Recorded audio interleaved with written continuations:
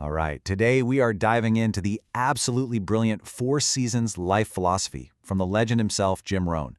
It's this timeless way of looking at personal growth that you'll see all kicks off with one really simple but powerful idea. Okay, so let's just start with the single most important idea in Rohn's entire philosophy. Honestly, this one quote, it's the foundation for everything else we're going to talk about. The core message? It's not about wishing for a better economy, or a better boss, or better luck. Nope, it's about looking in the mirror. And this is what he means. Rohn's philosophy is just so simple. Instead of hoping the wind will change or for your circumstances to magically get better, the only thing you can truly change is yourself. You are the one constant in every single equation of your life. The world will always be changing, but your ability to grow and adapt, that's all on you. He uses the seasons as this incredible metaphor for the cycles of life, and he starts with the tough times, the challenges that are just inevitable, what he calls winters. These are the downturns, personal, financial, social, that, let's be real, we all face. And here's the key. It's not about wishing for an easier winter. Come on, that's just a total waste of energy, right? The goal is to get ready for it by focusing on your own development. You can't stop the snow from falling, but you can for sure build a stronger shelter and learn how to thrive even in the cold. So how do you actually prepare? Well, Rohn breaks it down into 3 really clear steps. First, get wiser. That's all about learning from your experiences. Then, get stronger, which is about building what he called your courage muscle and your dedication muscle. And finally, get better, which is just a daily commitment. Rohn himself said his first speech was a total disaster, but he just kept doing it over and over until he got better. Okay, let's move on to the next season and see how this all builds. Because here's the good news. After every single winter comes a spring, a window of opportunity. This is the time to plant, to take action, and to put all that winter prep work to good use. But Rohn gives us a warning here.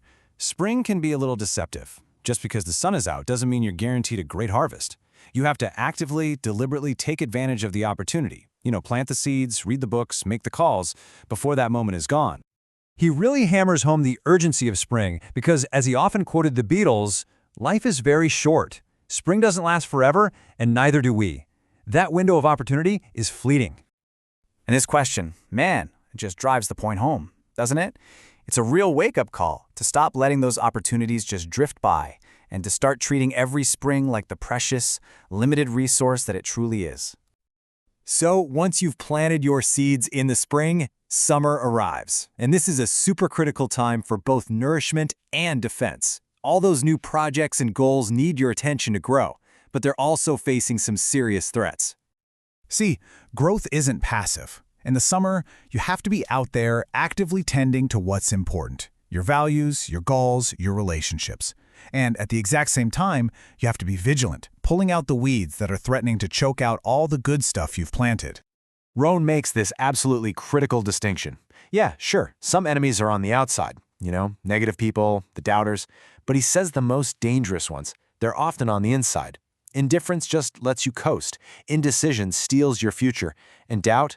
Oh man, doubt is the most corrosive of them all. He argues that the most important battle you'll ever fight is the one against your own self-doubt. His message is just so empowering. The potential that exists in one person exists in every single person. His own story is the proof. If he could change, anyone can. And all of this brings us to the harvest, the autumn, where all that work on yourself, on your goals, finally translates into real, tangible results. This is where you get to reap what you've sown, what you've nourished, and what you've defended. Now here's a huge concept from Rohn's philosophy. Your income isn't tied to the hours you work. It's tied to the value you provide in those hours. So if you want to earn more, the goal isn't just to work more hours, it's to become more valuable. He called this the economic ladder, and it is entirely possible to become 10 times more valuable and earn 10 times more money without working a single extra hour. That ladder is there for anyone to climb. The real question is, how do you do it? So how do you climb that ladder? Well, this is the secret that Jim Rohn's own teacher, a man named Earl Schaff, shared with him. Your job, that makes you a living. But working on yourself, that can make you a fortune. It's the investment in your skills, your knowledge, and your character that truly increases your value. And look at that. We've come full circle.